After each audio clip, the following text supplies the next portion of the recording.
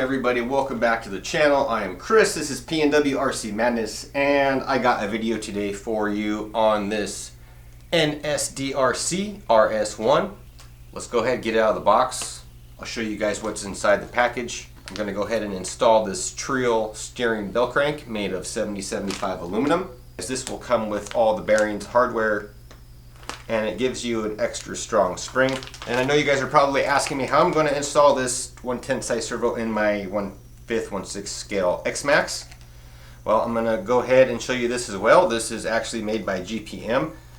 This is actually the Max one. I got the wrong one, but it works as well in your XMAXX. So let's go. Okay, so there we go. Let's see what else. So this is what you're going to get in the box. 25/2 spline. 5.5 volt to 8.4 volt. I'll explain a little more in a second on that, and then you're going to get your normal servo horns in there, all that good stuff for mounting it to your truck, but you will not use that. So here it is. Now guys, it says the RS1 servo was specifically built to be stronger, faster, and the most powerful servo on the market. So what they're saying is that they built an alpha of all the 8.4 volt servos available.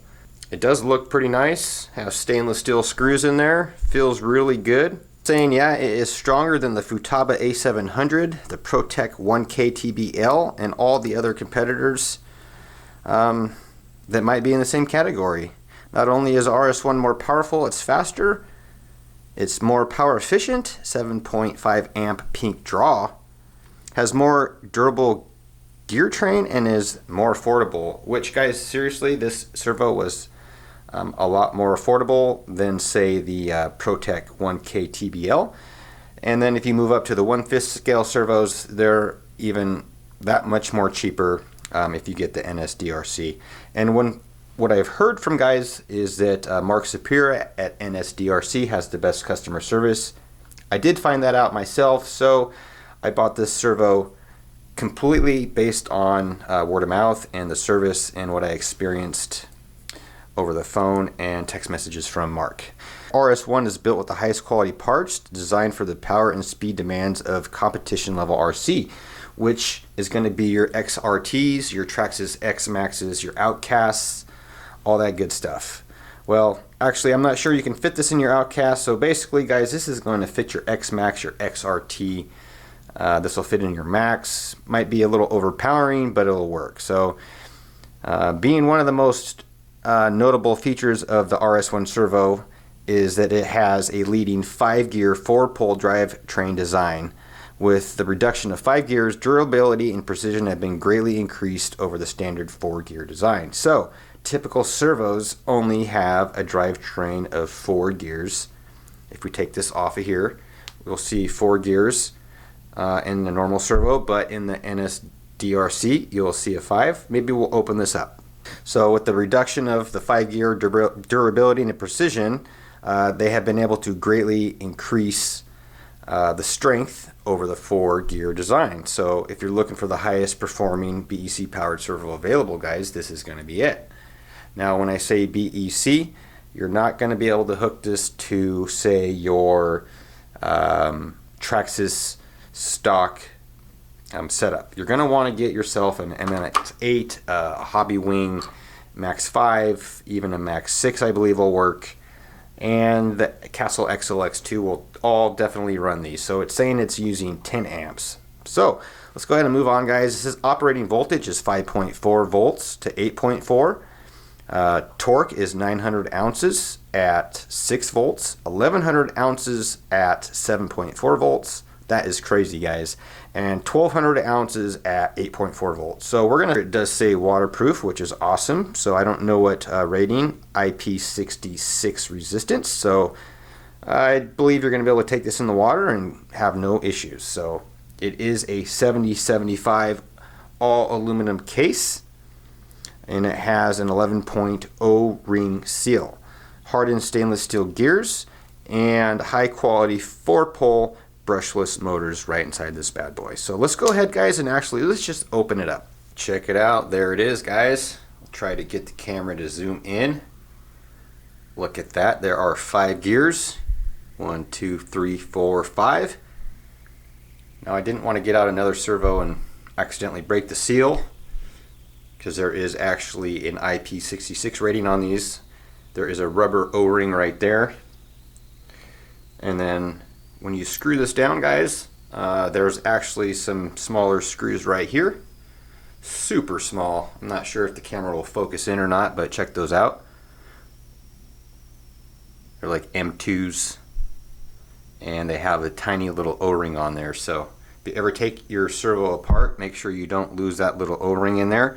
It's going to sit right inside that slot, and be sure to use just a tiny bit of Loctite and snug those back down. So before we go ahead and get this in the truck, I'd like to show you guys the Treal parts out of the package first, while you guys admire this nice looking servo. So it's telling me that the servo, guys, is capable of doing 180 rotation. So you got to make sure you set your endpoints when you get this installed into your truck, your XRT or XMAXX. Make sure before you put your front clip back on, you servo up your center, set your endpoints, and you'll be good to go when you get it all back together. Otherwise, you could possibly damage the servo or damage the truck.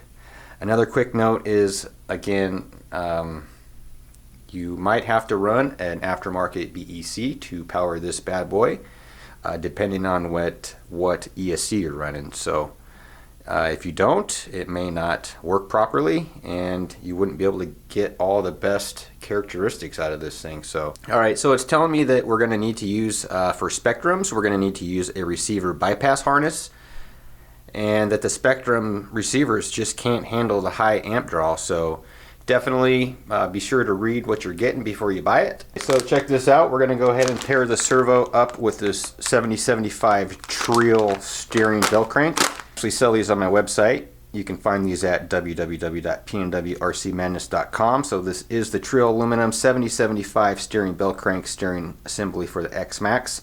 This does not fit the XTR, and they do not have one out for the XRT. Sorry guys, not XTR. They do not have this for the XRT yet. So there it is in all its beauty. Check that out. Everything functions nice, moves nice and freely. And then let me show you what you get with the rest of your order. You're going to get all come packaged nice, super nicely.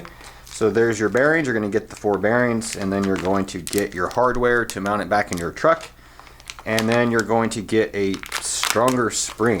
So I like that. I think I'm going to go ahead actually and install the stronger spring. And buy this and you break it or bend it, just get a hold of me, message me on Facebook, YouTube, call me. My website has my number. Find me on my website, message me in chat, and I'll hook you up. So let's go ahead, put these in the truck, guys, and we will be off and running.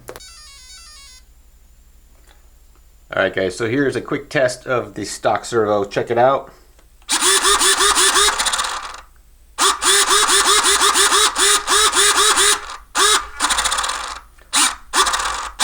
Alright guys, out comes the old servo.